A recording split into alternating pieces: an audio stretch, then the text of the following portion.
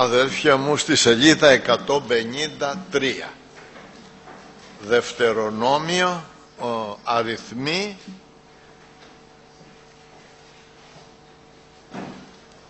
θα διαβάσουμε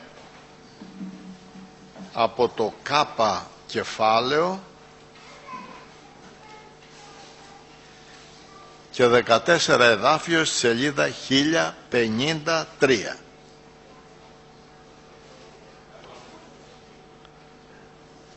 Συγγνώμη, 153 αδερφοί. Και απέστειλε Μωυσής πρέσβης από Κάδης προς το βασιλέα του Εδόμ λέγον: ταύτα λέγει ο αδελφός σου Ισραήλ, σύ εξεύρεις πόσον πάσαν την ταλαιπωρία ή της μας έβρικεν, ότι κατέβησαν οι πατέρες ημών στην Αίγυπτο και κατοκίσαμε πολλήν καιρόν εν Αιγύπτο και οι Αιγύπτιοι κατεδυνάστευσαν ημάς και τους πατέρας ημών και ανεβοήσαμε προς τον Κύριο και αυτός εισήκουσε της φωνής ημών και απέστειλε άγγελον και εξήγαγε ημάς εκ της Αιγύπτου και ιδού είμεθα εν Κάδης πόλη εις τα άκρα των ορίων σου. Ας περάσουμε παρακαλώ δια της γης σου, δεν θέλω με περάσει δια των αγρών ή δια των αμπελώνων, ουδέ θέλω με πει είδωρ εκ των φρεάτων, θέλω με περάσει δια της βασιλικής οδού, δεν θέλω με εκκλίνει δεξιά ή αριστερά, έως σου περάσω με τα ωριά σου. Και είπε προς αυτόν ο Εδόμ: δεν θέλεις περάσει δια της γης μου ή δε μη, θέλω εξέλθει εν μαχαίρα η συνάντησή σου. Δόξα στο όνομα του Κυρίου. Αδελφοί, είμαστε στην έρημο και ο λαός Ισραήλ πορεύεται για τη γη Χαναάν. Έχει διανύσει αρκετό δρόμο και έχει φτάσει στα όρια του Εδόμ. Ο Εδόμ, ξέρετε ποιος είναι αδελφοί? Ο Ισάφ, ο αδελφός του Ιακώβ. Είναι άλλο έθνος. Ο Ιακώβ ονομάστηκε Ισραήλ και είναι αυτό το έθνος τώρα που έβγαλε ο Θεός από την Αίγυπτο. Ο Εδόμ είναι ο Ισάφ και έχει κάνει ένα έθνος κι αυτό εκεί στο όρος Σιήρ, έτσι λεγότανε το όρος αυτό. Και ενώ πορεύονται φτάσανε στα όρια εκεί και έστειλε πρέσβης, λέει ο Μωυσής, στον αρχηγό του Εδόμ. Από τότε που ήταν ο Ιακώβ και ο Ισάφ έχουν περάσει πάνω από 400 χρόνια μέχρι εδώ τώρα που είναι, αδερφοί. Δεν υπάρχει ο Ισάφ, αλλά είναι οι απόγονοι, αλλά αδερφοί αδέρφια. Δόξα στο Θεό. Συγγενείς από έναν πατέρα, από μια μάνα. Και έστειλε ο Μωυσής πρέσβης, λέει: αδελφέ, αδέλφια, είμαστε τα αδέλφια σας που ήμασταν στην Αίγυπτο και μας καταδυνάστευσε ο Φαραώ και μας ταλαιπώρησε και ο Κύριος έστειλε άγγελο, ενώ βοήσαμε, λέει, ενώ ζητήσαμε το Θεό, ήρθε και έστειλε άγγελο και μας ελευθέρωσε. Και πορευόμεθα για τη γη Χαναάν και τώρα είμαστε, λέει, στα όρια σου, στα σύνορα εκεί δηλαδή. σε παρακαλούμε, λέει, άσε μας να περάσουμε από το δρόμο. Δεν θα πάμε στα χωράφια σας, στα μπέλια σας, δεν πρόκειται να πειράξουμε τίποτα. Δια της Βασιλικής Οδού θα περάσουμε. Λεγότανε Βασιλική Οδό γιατί ανοίγανε οι βασιλιάδες δρόμο να περνάει ο στρατός τους, αδελφοί. Και πέρναγε ο στρατός και πηγαίνανε. Δοξασμένο το όνομα του Κυρίου, αδέρφια μου. Άσε να περάσουμε, λέει. Ούτε νερό δεν θα πιούμε. Ειρηνικά, Αλλά αγαπητοί αδελφοί, είπε, λέει, προς αυτόν ο Εδώμ, δεν θέλεις περάσει δια της γης μου, ή δε μη θέλω εξέλθει εν μαχαίρα η συνάντησή σου. Θα έρθω να σε πολεμήσω, δεν θα περάσεις. Εδώ τώρα θέλω να το προσέξουμε, γιατί αυτά όλα είναι συμβολικά στην Παλαιά Διαθήκη, αδελφοί. Ο Ισαύ, αδελφοί, είναι ο κατασάρκα αδελφός μας. Και να ξέρετε πάντα ότι ο κατασάρκα θα διώκει τον καταπνεύμα. Αυτό να το έχετε μέσα σας. Απ' αρχής ο Αδάμ και η Εύα κάνανε δύο παιδιά, τον Κάιν και τον Άβελ. Ο ένας ήταν κατασάρκα, ο άλλος ήταν καταπνεύμα. Ο κατασάρκα εδίωκε τον καταπνεύμα. Και σηκώθηκε ο Κάιν, ο σαρκικός, και φώνευσε τον Άβελ, τον πνευματικό. Γιατί? Γιατί δέχτηκε ο Θεός τη θυσία του. Άμα πάμε παραπέρα θα δούμε ο Αβραάμ γέννησε τον Ισαάκ και τον Ισμαήλ. Ο Ισμαήλ που γεννήθηκε από την Άγαρ εδίωκε, ήτανε εναντίον του Ισαάκ. Τον ελιδωρούσε, τον κορόιδευε. Ο Ισαύ εναντίον του Ιακώβ. Και εδώ βλέπουμε, αδελφοί, τον Εδώμ, τους απογόνους του Ισαύ, να στρέφονται εναντίον. Δεν θα περάσεις, λέει. Και τι σημαίνει τούτο, αδελφοί?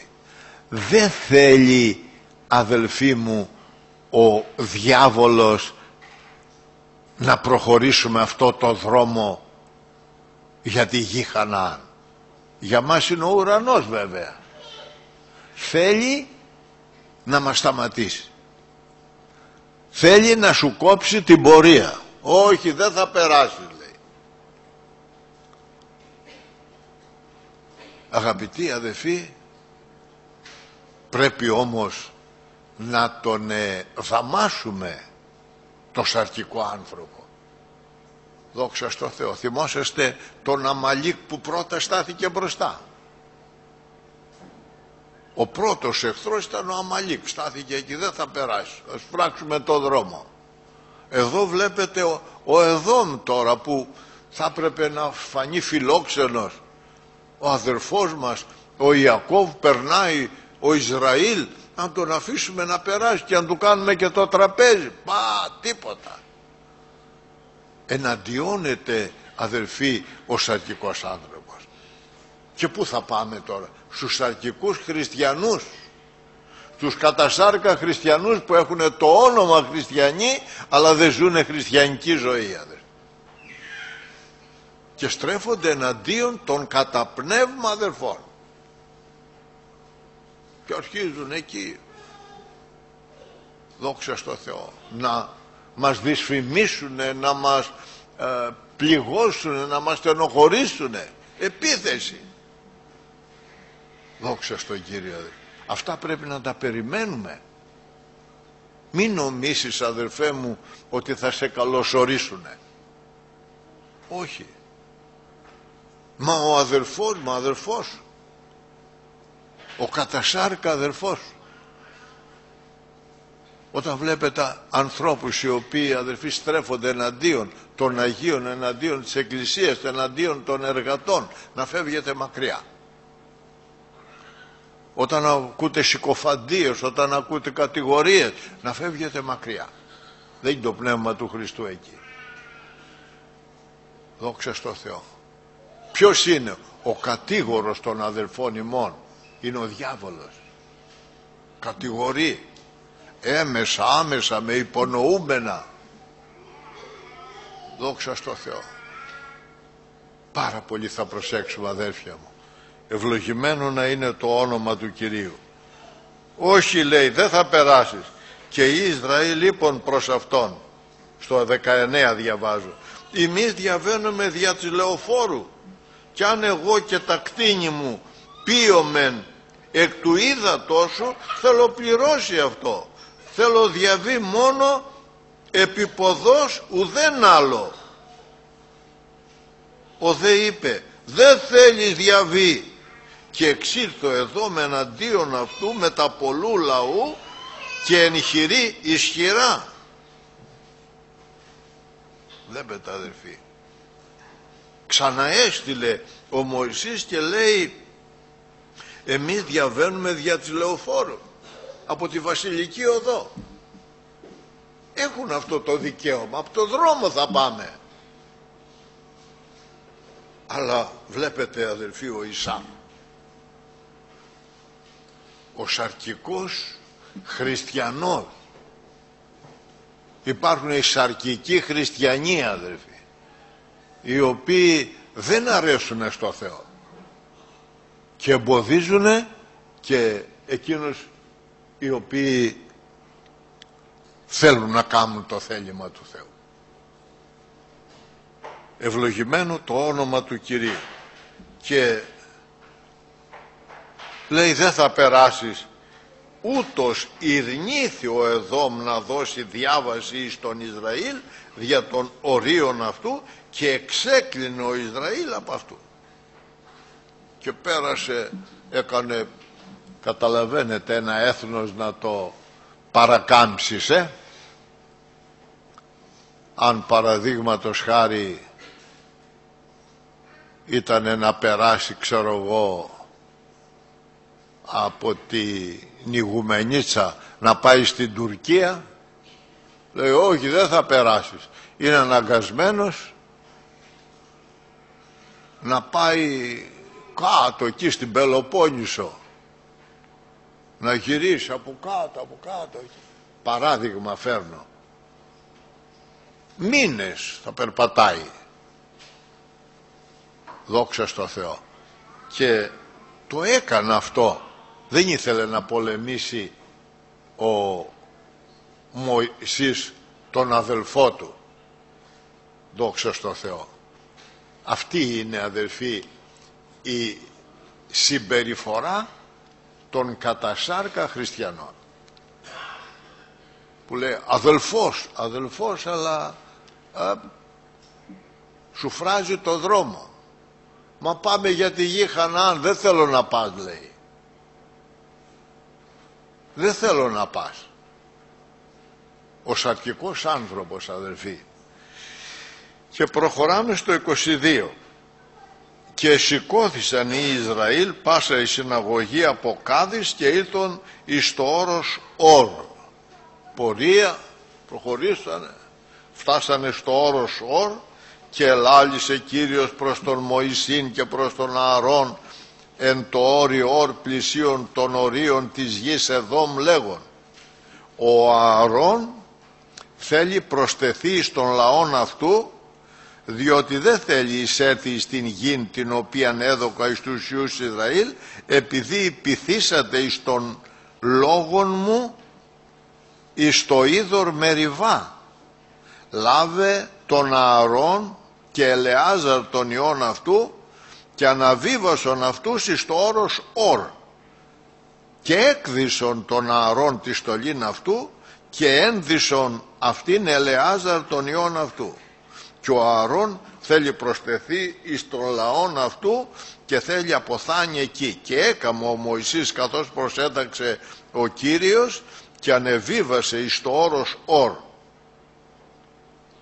έμπροσθεν πάσης της συναγωγής, και εξέδισε ο Μωυσής τον Ααρών τη στολήν αυτού και ενέδυσεν αυτήν Ελεάζαρ τον ιών αυτού, και απέθανε ο Ααρών εκεί επί της κορυφής του όρους, και κατέβησαν ο Μωυσής και ο Ελεάζαρ από του όρους, και είδε πάσα η συναγωγή ότι ετελεύτησε ο Ααρών, και επένθησαν τον Ααρών 30 ημέρας πάσο οίκος Ισραήλ. Πάει και ο Ααρών, δόξα στο Θεό. Αγαπητοί αδελφοί, περπατάμε στην πορεία και βλέπετε ο Ααρών ήταν αδελφός του Μωυσή, ήταν μεγαλύτερος.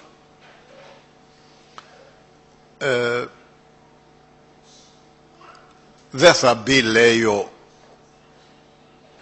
Ααρών, όχι ότι χάθηκε η ψυχή του, αλλά θα στερηθεί μια ευλογία, αδελφοί, μια ευλογία. Όπως και ο Μωυσής απάνω από το όρος θα δούνε τη γη, αλλά δεν θα μπουνε, θα βάλει το λαό μέσα ο Ιησούς του Ναβί, ο Υιός του Ναβί. Και επειδή ο Ααρών ήταν αρχιερέας, έκανε τις θυσίες, λέει θα βγάλει τη στολή του αυτή την αρχιερατική και θα τη φορέσει ο γιος του ο Ελεάζαρ. Η ιεροσύνη στην Παλαιά Διαθήκη πήγαινε διαδοχικά, αδελφοί. Είχε εκλέξει ο Θεός την οικογένεια του Ααρών και μετά τα παιδιά του, τα παιδιά των παιδιών και ούτω καθεξής. Μέσα από τη φυλή του Λεβί είχε αυτή την οικογένεια βάλει ο Θεός, οι οποίοι ήταν οι ιερείς του Κυρίου. Ευχαριστούμε το Θεό, αδελφοί μου. Και εκεί επάνω στο όρος Ορ πέθανε ο Ααρών και επένθησε, λέει, ο λαός 30 μέρες τον Ααρών. Και τώρα θα δούμε κάτι σημαντικό. Και ήκουσεν ο Χαναναίος ο βασιλεύς της Αράδ, ο κατοικών προς μεσημβρίαν, ότι ήλθεν ο Ισραήλ δια της οδού Αθαρίμ και πολέμησε εναντίον του Ισραήλ και συνέλαβε εξ αυτών εχμαλώτους. Και ευχήθη ο Ισραήλ ευχή προς τον Κύριο και είπεν, αν το όντι παραδώσεις των λαών τούτων εις τη χείρα μου, θέλω καταστρέψει τας πόλεις αυτών. Και εισήκουσε ο Κύριος της φωνής του Ισραήλ και παρέδωκε τους Χαναναίους και κατέστρεψεν αυτούς και τας πόλεις αυτών και κάλεσαν το όνομα του τόπου Ορμά. Δόξα στο Θεό. Οι Χαναναίοι επιτεθήκανε. Άμα βλέπουν αδυναμία, αγαπητοί, ο εχθρός κάνει επίθεση. Δεν είναι στη γη Χαναάν ακόμα, αλλά πάνε να τους προλάβουν στο δρόμο, αδερφοί. Και κάνανε επίθεση, λέει, και πιάσανε μερικούς εχμαλώτους. Δεν πολεμήσανε, δεν είχανε δύναμη να πολεμήσουνε, αλλά, λέει, κάνανε μια ευχή και είπαν, αν μας παραδώσει, λέει, τους Χαναναίους, θα καταστρέψουμε, λέει, όλες τις πόλεις εκεί. Και ο Κύριος άκουσε, αδελφοί, και τους έδωσε τη νίκη πάλι των Ισραηλιτών. Και στο 4 λέει, σηκώθησαν από του όρους Ορ δια της οδού της ερυθράς θαλάσσης, για να περιέλθω σε τη γη Εδόμ. Αυτοί που είδαμε προηγουμένως, να μην περάσουν μέσα από το έθνος, θα λέγαμε, του Ισάφ, να το διασχίσουνε, αλλά να πάνε από άλλο, να το παρακάμψουνε δηλαδή. Και ολιγοψύχησε ο λαός εν τη οδό. Απέκαμε. Πού μας πας Μωυσή, πού μας τραβολογάς εδώ? Αυτά είναι, αδερφοί μου αγαπητοί. Αυτά τα επιτρέπει όμως ο Θεός. Θέλω να το καταλάβουμε αυτό, αδερφοί, ότι θα δοκιμαστούμε. Δεν μπορείς να πας στον ουρανό χωρίς να δοκιμαστείς. Στην Αποκάλυψη λέει, ο διάβολος θα βάλει την άσεξ ημών εις φυλακή και θα έχετε θλίψη 10 ημερών για να δοκιμαστείτε. Να δοκιμαστούμε. Να δείξεις. Να βγάλει ο Θεός από μέσα τι έχεις στην καρδιά σου. Έχεις αγάπη προς το Θεό, έχεις πίστη, έχεις υπομονή, ή θα οργιστείς, ή θα τα βάλεις με το Θεό, ή θα κλωτσίσεις και θα πεις άσε με το, δεν πάω άλλο στην εκκλησία, δεν πάω, διαβάζω πια το Ευαγγέλιο. Αλλά πού θα πας? Πού να πάει ο λαός, αδελφοί?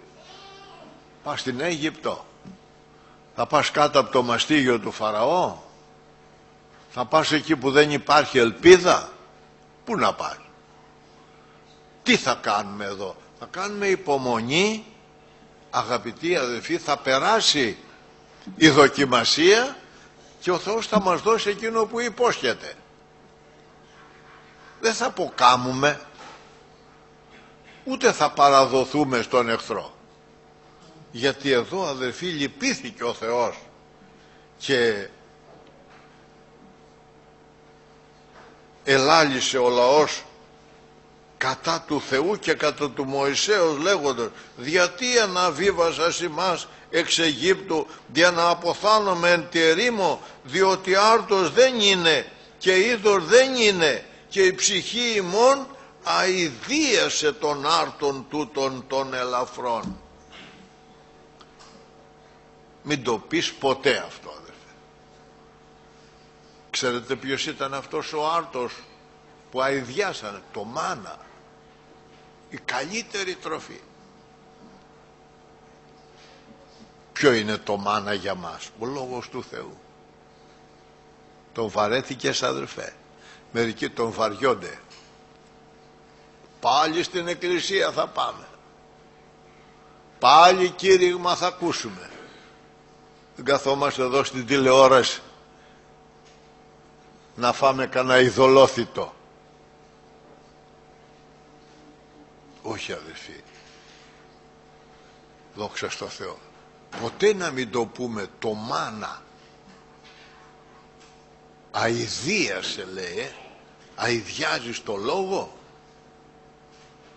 Έστω και να σε ελέγχει, έστω και να σου απαγορεύει το λόγο του Θεού που είναι ζωή. Τα λόγια τα οποία εγώ λαλώ προς εσάς πνεύμα είναι και ζωή είναι.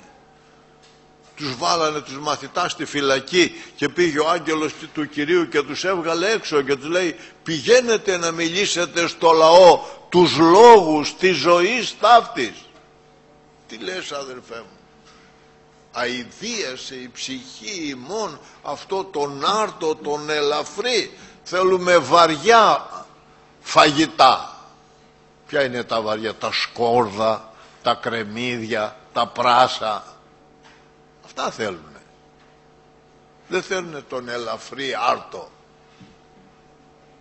Αδερφοί μου, ο Θεός τους έδωσε ορτίκια παρακάτω. Τους έδωσε ορτίκια και τους έπιασε θανατικό. Ήτανε τόσο αχόρταγοι που τα στιβάσανε εκεί πέρα, μπόλικο κρέας εκεί, χάλασε και έπεσε θανατικό, αδελφοί. Και άμα δεν έβαζε ο Κύριος το χέρι θα τους θέριζε όλους. Ξέρει ο Θεός τι κάνει. Υπάρχει πιο ωραία από το μάνα? Τι να φάμε? Τι να φάμε, αδερφοί? Να πάμε να ακούσουμε τα ψέματα, τα παραμύθια των ανθρώπων, αδερφοί μου, το Λόγο του Θεού? Και βέβαια αυτό φάνηκε σκληρό στον Κύριο, και απέστειλε ο Κύριος επί των λαών τους σόφους, τους φλογερούς, και δάγκανον των λαών, και ο λαός πολύς εκ του Ισραήλ απέθανε. Όπως είχαν τις σκηνές μέσα εκεί στην έρημο, πήγανε φίδια, φλογερά φίδια, αδελφοί, και τους δαγκώνανε και πεθαίνανε. Εκεί που κοιμόντουσαν, το φίδι χώνεται μες στην άμμο, εκεί πάει από κάτω από τη σκηνή, μπήκε μέσα, τον δάγκωσε, πέθανε. Άντε βρες, κρύβεται μες στην άμμο πάλι. Και πολλής λαός, λέει, πέθανε. Και ερθών ο λαός προς το Μωυσήν είπον, ημαρτήσαμε, διότι ελαλήσαμε κατά του Κυρίου και κατά σου.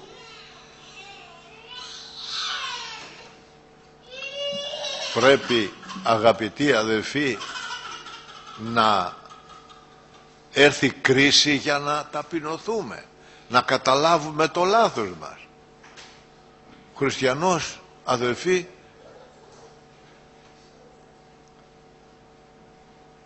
πρέπει να μαθαίνει το μάθημα μια φορά, όχι συνέχεια.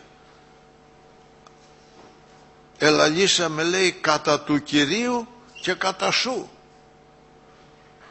Τα βάζουνε με το Λόγο του Θεού, με την αλήθεια, με τους εργάτες, και του λένε δεήθητη του Κυρίου να σηκώσει τους σόφις αφημών, και δεήθη ο Μωυσής υπέρ του λαού. Και είπε Κύριος προς τον Μωυσήν, κάμε εις αυτόν όφιν φλογερών, και βάλε αυτόν επί ξύλου, και πας ως της δαγκαστεί, ας εμβλέψει εις αυτόν, και θέλει ζήσει. Φτιάξε, λέει, ένα φλογερό φίδι, και βάλ το εκεί σε ένα ξύλο, ανάμεσα εκεί στο στρατόπεδο, και ως της, λέει, δαγκαστεί από το φίδι και εμβλέψει το φίδι, θέλει ζήσει. Και έκαμε ο Μωυσής όφιν χάλκουν, και έβαλε αυτόν επί ξύλου, και εάν όφις της εδάγκανε τεινά, εμβλέπων ούτως τον όφιν τον χαλκούν έζη. Αυτό εδώ μεταχειρίζεται ο Κύριος, αδελφοί, στο 3ο κεφάλαιο του Ιωάννη. Να πάμε εκεί να το δούμε, γιατί αυτά, όπως σας είπα, είναι συμβολικά και πρέπει να τα καταλαβαίνουμε, αδελφοί μου. Ο Ευαγγέλιο του Ιωάννη έχει ένα διάλογο στο 3ο κεφάλαιο, στη σελίδα 936, ο Νικόδημος με τον Χριστό, και του είπε ο Κύριος του Νικόδημου, αν της δε γεννηθεί άνωθεν δεν μπορεί να δει τη Βασιλεία του Θεού. Και ο Νικόδημος λέει, πώς θα γίνει τούτο, εγώ είμαι γέρος, να ξαναμπω πάλι στη κοιλιά της μάνας μου και να γεννηθώ? Και ο Κύριος του λέει, όχι, δεν είναι αυτό, αλλά το γεγεννημένο εκ της σαρκός είναι σάρξ, και το γεγεννημένο εκ του πνεύματος είναι πνεύμα.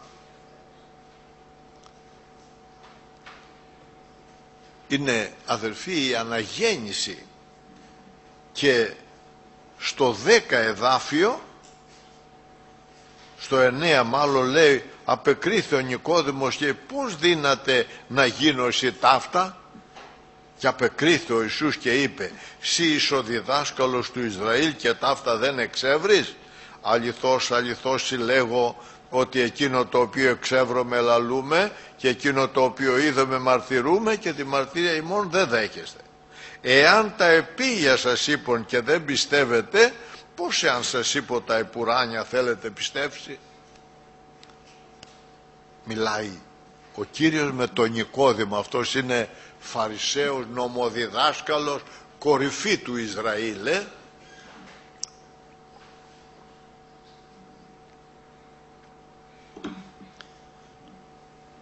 Και έρχεται ο Κύριος τώρα να πει αυτό που διαβάσαμε στην Παλαιά Διαθήκη.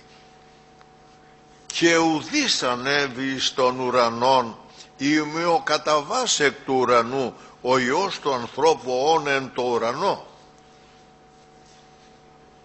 Και λέει στο 14, και καθώς ο Μωυσής ύψωσε τον όφι εν τη ερήμο, ούτω πρέπει να υψωθεί ο Υιός του ανθρώπου, δια να μην απολεστεί πάσο πιστεύων εις αυτόν, αλλά να έχει ζωήν αιώνια. Αυτό, αδελφοί, καθώς ο Μωυσής ύψωσε τον όφι εν τη ερήμο, έτσι πρέπει να υψωθεί ο Υιός του ανθρώπου. Γιατί ρώτησε ο Νικόδημος, πώς θα γίνει αυτό? Πώς θα γίνει αυτό που μου λες να γεννηθεί άνωθεν? Και έρχεται ο Κύριος, αδελφοί, να πει πώς γίνεται η σωτηρία τώρα. Η σωτηρία προέρχεται, αδελφοί, ακριβώς όπως έγινε με το χάλκινο φίδι. Και τα αναλύω όλα. Το φίδι είναι ο διάβολος, αδελφοί. Το δηλητήριο είναι η αμαρτία. Και σε δαγκώνει ο διάβολος και σου βάζει μέσα το δηλητήριο. Και το δηλητήριο, αδελφοί, φέρνει το θάνατο. Η αμαρτία μέσα, αδελφοί, έχει το θάνατο.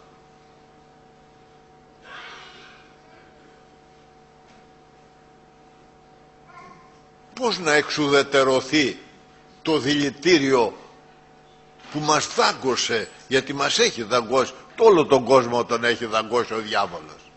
Πάντες σήμαρτον και υστερούνται της δόξης του Θεού. Αφού σε δάγκωσε το φίδι θα πεθάνεις. Μα δεν θέλω να πεθάνω, θέλω να ζήσω. Και να τι έκαμε τώρα εδώ ο Θεός? Πάρε, λέει, ένα χάλκινο φίδι, στήστο εκεί στη μέση του στρατοπέδου, και όποιος δαγκώνεται από το φίδι να ρίχνει ένα βλέμμα στο χάλκινο φίδι και θα θεραπεύεται.